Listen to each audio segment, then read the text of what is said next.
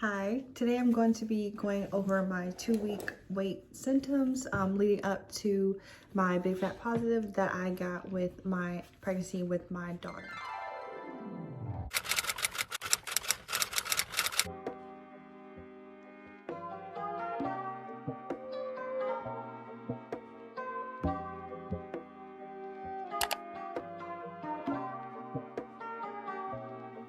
A little backstory before the symptoms. I got off of birth control in February of 2020. I was using the NuvaRing at the time, so I did remove that, and we had just been going with the flow up until the cycle that I conceived, which would have been the end of October going into November. So at that point, I decided to go ahead and figure out charting and figure out ovulation dates to kind of see if we could make it happen or if there's something else that we needed to kind of look into, considering it had been, since February and we hadn't conceived yet. So I tracked, and prior to my positive test, my last period was October 20th, 2020. So that was my last period. After that, I tested for ovulation. I had the pre-mom kit, and I can leave a link for that as well. That's the one that I used, and it was very helpful, and they have an app too. So I really like that system for tracking for ovulation. And then obviously we just had to do the one cycle, and then luckily we were able to go ahead and conceive. So I started marking my symptoms around 3 days past ovulation, with my approximate ovulation day being November 2nd. It's either November 2nd or November 1st, not 100% sure. But I would say for 3 days past ovulation, which was November 5th, I had here hip discomfort, slight headache, dizziness / lightheaded, and I was highly irritable. And I am just, looking at my notes here because I wanted to write everything down. So that was 3 days past ovulation. And then 4 days, once again, we had slight headache. I was irritable, and I did put down also that I was very hungry. So that's what we have for 4 days. And then I also wrote on the side that insomnia, but that could have just been from taking too many daytime naps.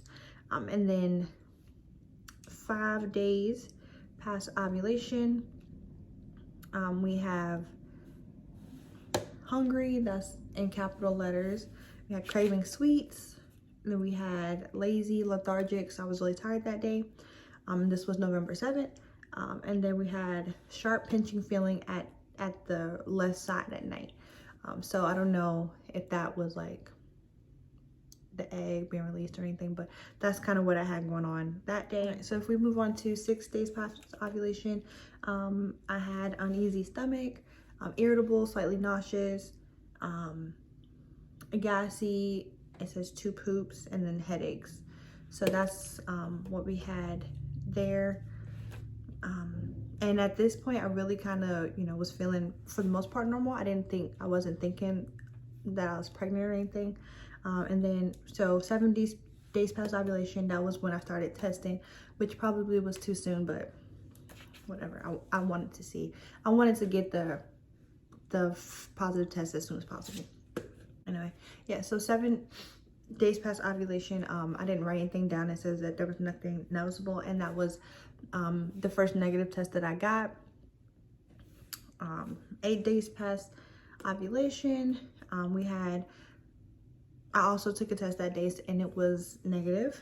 We had post-nasal drip, or I had post-nasal drip, which I thought was kind of weird because that's not a normal thing that happens to me. So that was noticeable. My nipples were slightly sore, which isn't that weird. That happens leading up to my period as well, so I wasn't too concerned about that. And then slight body aches. And then we had 9 days past ovulation. Also had the postnasal drip again. The nipples were slightly sore again, which is normal. Had the body aches, which was normal. And then I had the heavy bloating at night. That, you know, up until that point, that was kind of normal things that I felt before.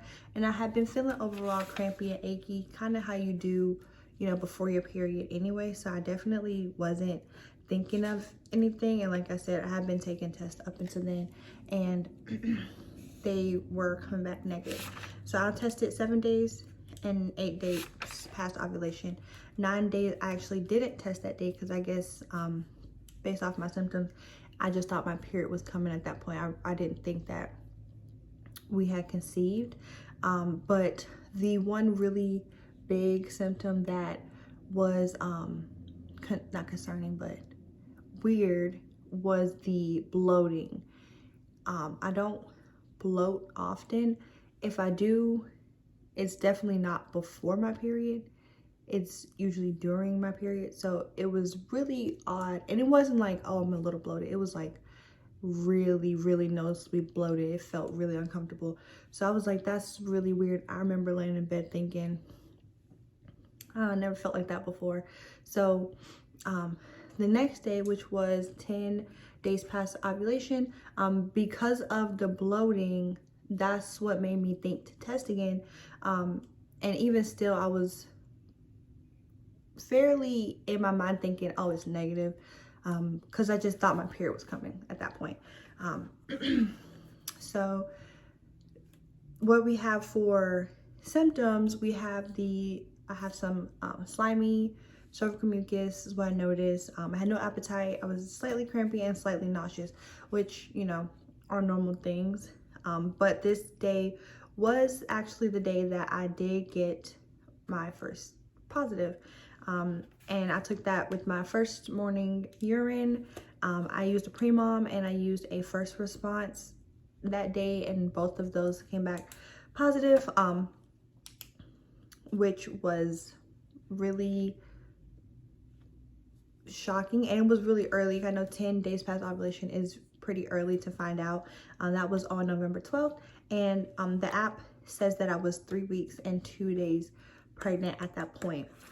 So definitely was excited to see that positive.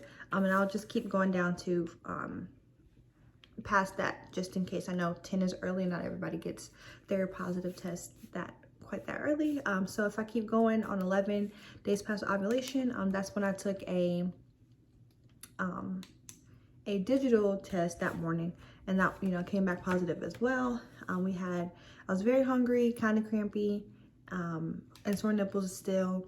And then I woke up extremely early that day. I couldn't sleep well. And then if we do 12 days past ovulation, I was very tired, crampy, sore nipples still, and then I was really gassy as well. 13 days past ovulation, pretty much the same symptoms as before: sore nipples, gassy, crampy, and hungry, or, you know,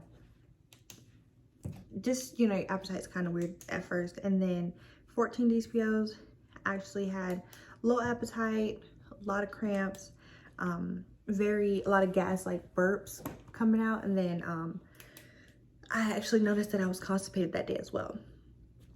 So that's what we have at the end of the 2 weeks, which was November 16th for me. So hopefully this is kind of helpful to kind of see if maybe, you know, you could be coming up on your positive test. I know when I was trying that, this was something that I used to look forward to, just because, you know, everyone has different symptoms. So, you know, you just never know what could be the stuff leading up to your positive test. So yeah, that's pretty much it.